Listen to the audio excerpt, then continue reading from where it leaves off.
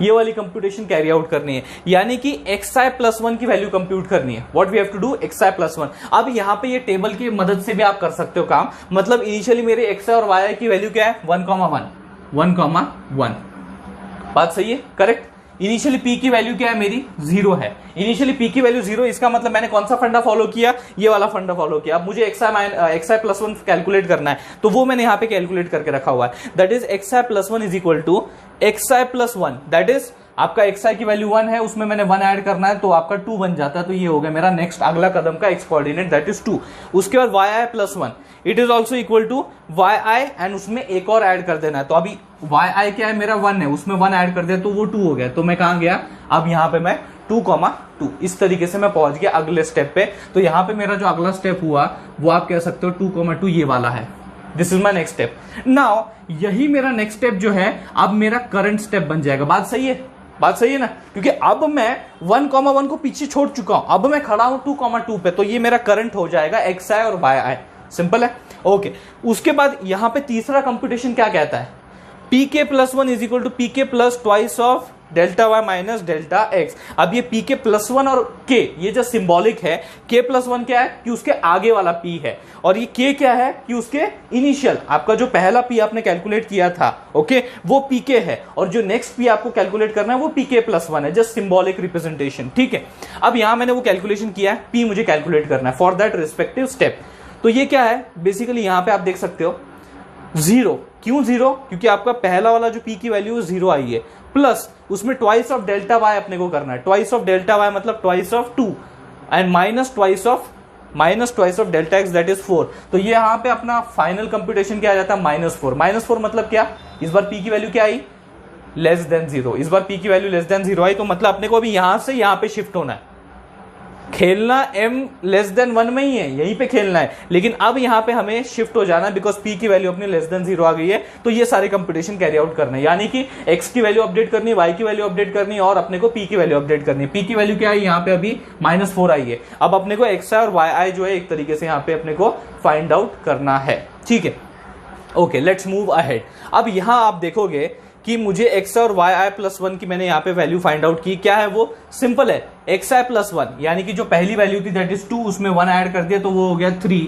और फिर यहाँ बड़ा इंटरेस्टिंग सा है, अगली वैल्यू जो y की है it will be the same as the previous one in this respective case. yi plus 1 will be equal to yi only, there is no change.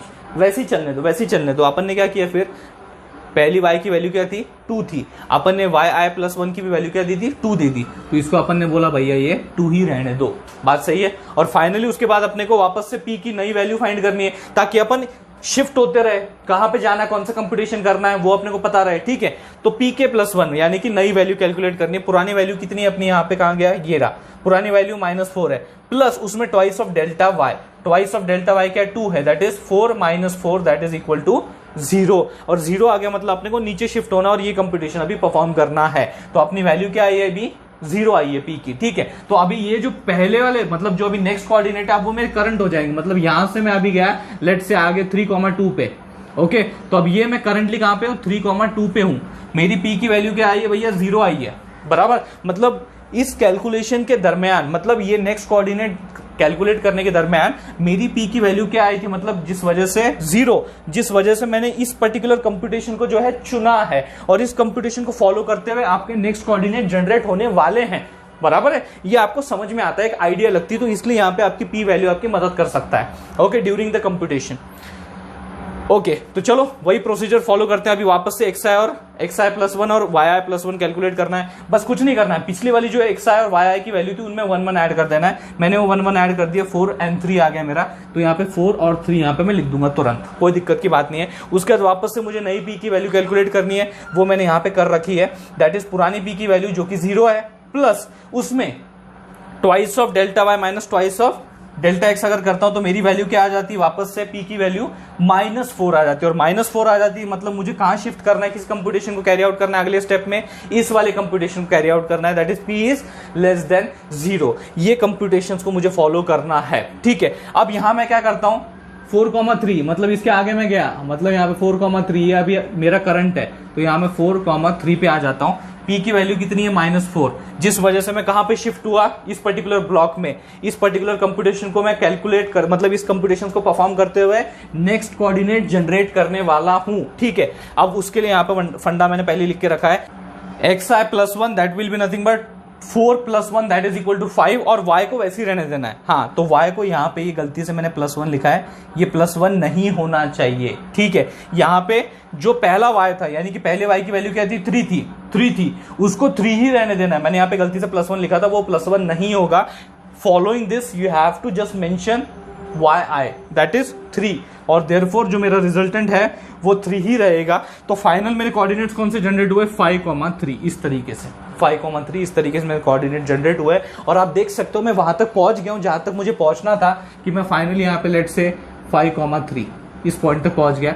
तो आपकी एक लाइन जो है वो बन चुकी है, एक लाइन जो है वो बन चुकी है फ्रॉम 1,1 से 5,3 तक। और कुछ इस तरीके से आपको अपने सारे कोऑर्डिनेट जो है मेंशन करने होते हैं आंसर में, कि मैं पहले 1,1 पे गया, फिर 2,2 मेरा नेक्स्ट कोऑर्डिनेट था, फिर 3,2, फिर 4,3 एंड देन फाइनली 5,3 तक मैं पहुंचा। तो ये सारी डिटेल्स जो है आपको अपने आंसर में मेंशन करनी होती है। तो जो 10-12 मार्क के लिए न्यूमेरिकल क्वेश्चन पूछा जाता है ना ब्रेजनम के ऊपर, वो मार्क्स आपसे कोई छीन नहीं सकता अगर ये सारी डिटेल आपने अगर मेंशन की होगी, ये कंप्यूटेशन अगर आपने सारा मेंशन किया होगा और इस प्रोसीजर के हिसाब से अगर आप चले होगे, तो भैया 10 से 12 मार्क्स जो हैं इस क्वेश्चन के आपके कहीं नहीं जाते, आप ही के हाथ में है। एग्जाम में जो चेकर है भैया, एग्जाम पेपर चेक करने वाला, उसको देने ही पड़ेंगे। ठीक है, तो आई होप दोस्तों आपको ये सारा जो मामला है वो समझ में आ गया होगा। बड़े डिटेल में आसान तरीके से मैंने आपको पूरा एग्जाम्पल एक्सप्लेन किया, समझाया। अगर ये आपको समझ में आ गया होगा, इस वीडियो ने आपकी मदद कर दी होगी, तो इस वीडियो को लाइक कर दीजिए, उससे भी ज्यादा जरूर इस वीडियो को शेयर कीजिए अपने सारे दोस्तों के साथ।